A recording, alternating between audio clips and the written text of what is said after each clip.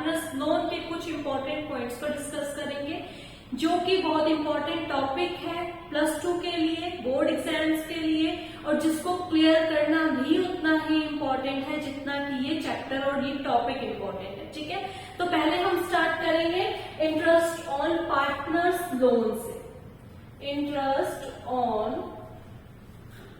Partners loan. अब देखो ये 2 पॉइंट है इसमें। इंटरेस्ट ऑन पार्टनर्स लोन मतलब एक पॉइंट है कि अगर पार्टनर फर्म को देता है, और सेकेंड इज फर्म पार्टनर को दे रहा है लोन। ठीक है, तो दोनों ही अलग अलग है, तो दोनों में क्या डिफरेंस है और क्या सिमिलैरिटीज है वो चीज स्टडी करेंगे। तो बेसिकली पहले हम समझेंगे कि अगर पार्टनर दे रहा है किसको, फर्म को लोन दे रहा है। ठीक है, तो हमेशा ध्यान रखना जो अकाउंट्स मेंटेन करने हैं वो हमें फर्म के पॉइंट ऑफ व्यू से करने हैं, पहली चीज ये। दूसरी चीज ये कि ये जो इंटरेस्ट है इसमें सिर्फ लोन की बात नहीं हो रही, हम सिर्फ इंटरेस्ट की बात करेंगे। तो जो इसका जो इंटरेस्ट है वो फर्म का एक्सपेंस होगा, और अगर फर्म का एक्सपेंस होगा तो ये कहां से चार्ज होगा, P&L अकाउंट के डेबिट पे चार्ज होगा। ये पॉइंट क्लियर है। एक पॉइंट ये ध्यान रखेंगे, P&L अकाउंट के डेबिट में चार्ज होगा। दूसरा पॉइंट ये ध्यान रखेंगे, इंटरेस्ट रेट अगर कुछ मेंशन है तो वो अग्रीड रेट ऑफ इंटरेस्ट जो भी मेंशन है वो चार्ज की जाएगी। नहीं अगर कुछ मेंशन तो रेट जो लगेगा वो लगेगा 6% पर एनम, पूरे साल का 6% इंटरेस्ट लगेगा। ओके, थर्ड वन इज जब भी इस अकाउंट में इससे रिलेटेड, इंटरेस्ट से रिलेटेड जो भी एंट्रीज करोगे वो जाएगी पार्टनर्स लोन अकाउंट में, ना कि पार्टनर्स कैपिटल अकाउंट में।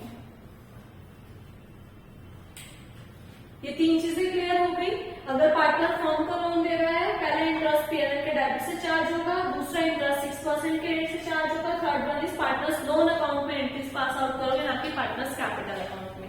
रीजन क्या है, पार्टनर्स जो है इंटरेस्ट अकाउंट, पार्टनर्स लोन का जो इंटरेस्ट अकाउंट है वो P&L अकाउंट में क्यों जाता है, क्योंकि ये कंपल्सरी पेमेंट होती है, चाहे वो प्रॉफिट हो चाहे लॉस हो, देना ही देना है। पहली चीज ये। दूसरी चीज ये कि जो ये लोन है वो फर्म जो है पार्टनर से ना लेकर अगर आउटसाइडर से भी लेती फिर भी उसको इंटरेस्ट पे करना पड़ता, और ये कंपल्सरी पेमेंट होगी। ठीक है ना, तो इसलिए यहाँ पे जाएगा P&L अकाउंट में। क्लियर हो गया। सेकेंड, इंटरेस्ट 6% है एज पर द गाइडलाइंस। जो पार्टनरशिप एक्ट 1932 हमें कहता है कि चाहे इंटरेस्ट रेट आपका मेंशन हो या ना हो लोन पर, तो 6% आप चार्ज करोगे। डन। फिर third point is partners loan account में चार्ज होता है क्योंकि वो ये मान के चलता है कि मैंने पार्टनर से लोन नहीं, मैंने आउटसाइडर से लोन लिया है। तो जैसे आउटसाइडर का अलग से लोन अकाउंट क्रिएट किया जाता है, वैसे ही पार्टनर का भी क्रिएट किया। इसको कैपिटल अकाउंट और लोन अकाउंट को मर्ज नहीं किया जाता। ये तीनों रीजन समझ आ गए।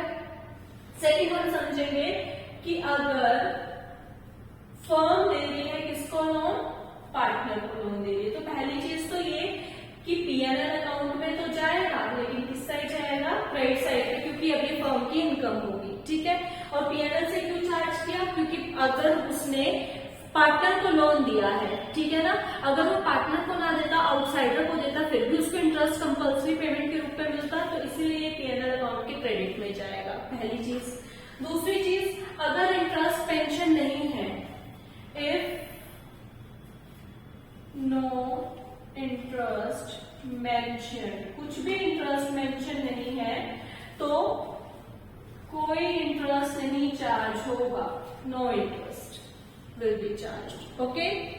थर्ड पॉइंट इज, जैसे यहाँ पे था पार्टनर्स लोन अकाउंट में जाएगी सारी एंट्रीज, यहाँ पे पार्टनर्स लोन अकाउंट का कोई मतलब नहीं है। यहाँ पर हम सिर्फ किससे चार्ज करेंगे, पार्टनर्स कैपिटल अकाउंट से। रीजन समझो क्या है, P&L अकाउंट का क्रेडिट मैंने बता दिया, P&L अकाउंट के क्रेडिट साइड पर क्यों जाएगा, क्योंकि ये फर्म की इनकम होगी, जो भी पार्टनर से इंटरेस्ट मिलेगा, चाहे प्रॉफिट हो चाहे लॉस हो, किसी को भी उसको कंपल्सरी इनकम मिलनी ही मिलनी है। पहली चीज ये। दूसरा, अगर कुछ इंटरेस्ट रेट मेंशन नहीं है तो बच्चे सोचते हैं कि अच्छा इंटरेस्ट ऑन लोन तो 6%, तो इस पे भी 6% नहीं भाई।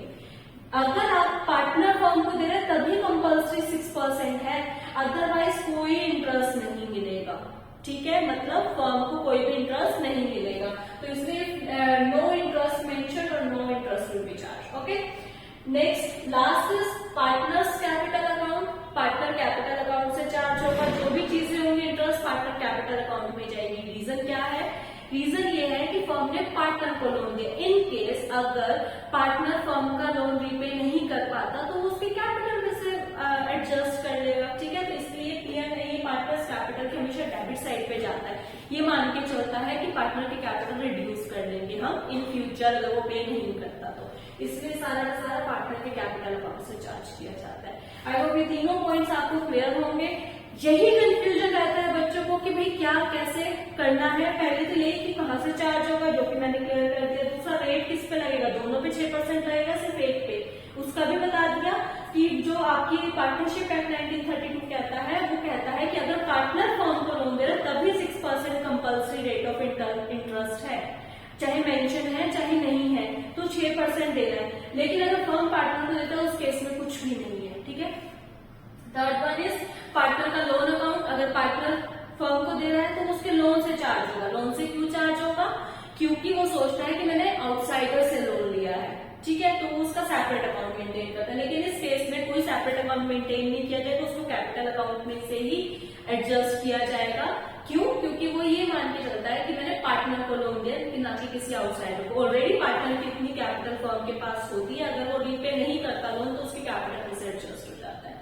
आई होप ये वीडियो आपको समझ आई होगी, इसका हर एक पॉइंट आपको क्लियर होगा। अगर फिर भी कोई डाउट है, कोई क्वेरी है, तो आप कमेंट बॉक्स में मेंशन कर सकते हैं, मैं उसको आपको सोल्यूशन देने में जरूर हेल्प आउट करूंगी। तब तक के लिए बाय, सी यू, मिलते हैं नेक्स्ट वीडियो में। ओके।